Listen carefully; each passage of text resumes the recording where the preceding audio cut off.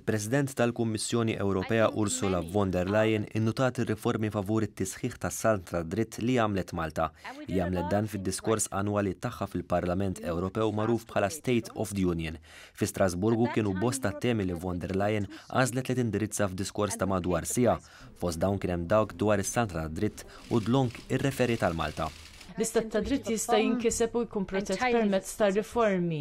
U dawn huwa parti minn dan il-proċess, pereżempju, ir-riformi ġudizzjarji f'Malta jew inkella riformi li saru fis-Slovakkja. Fuq l-istess tema referit ukoll għall-importanza tal-ġurnaliżmu u l-medja f'Unjoni Ewropea Demokratika u tenniet li fi żmien li ġej se jsiru rakkomandazzjonijiet tal protezzjoni tal-ġurnalisti u l-medja. Hawnhekk semmit il-qtil ta' ġurnalisti fosthom Defni Caruana Galizja u Slovak Jan Kuciak. Tema ewlenija oħra li Ursula von der Leyen għażlet li titkellem fuqha kienet dik tal-irkupru mill-pandemija. Spjegat kif 70% tal-poplu adult fl-Unjoni Ewropea huwa mlaqqam u dan juri l-ispeditezza tal-ħidma li saret sabiex jiġi manufatturatu mqassam il-vaċċin.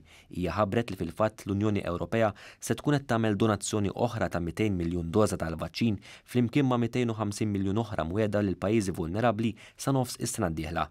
Dwar il-ġlieda kontra t-tibdil fil-klima, l-President tal-Kummissjoni Ewropea kwotat ir-rapport tal-panel bejn gvernijiet differenti dwar it-tibdil fil-klima li ħareġ ftit tal-ġimgħat ilu e kif sostniet li din ir-realtà hija problema li ħloqna aħna u li rridu niġġilduha akkosta kollox.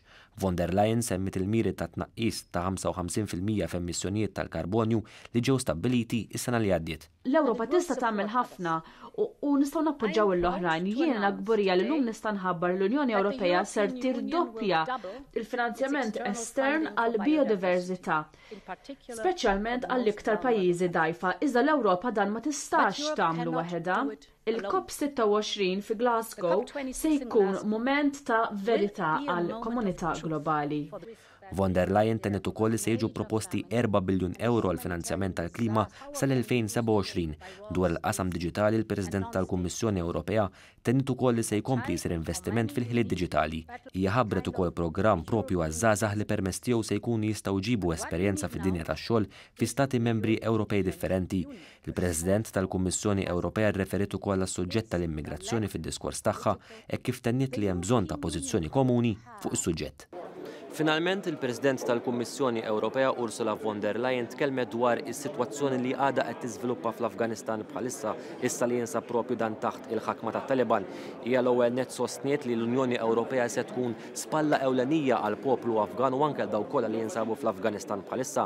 Hija ħabbret fil-fatt li se jingħataw 100 miljun euro oħra fondi umanitarji lill-Afganistan bħala parti minn pakkett ta' għajnuna dan flimkien ma' firmar ta' dikjarazzjoni sal-aħħar ta' din is-sena bejn l-Unjoni Ewropea u n-NATO sabiex jgħinu f'din is-sitwazzjoni. Jiena Samuel Lucas għal One News minn Strasburgu, insellilkom.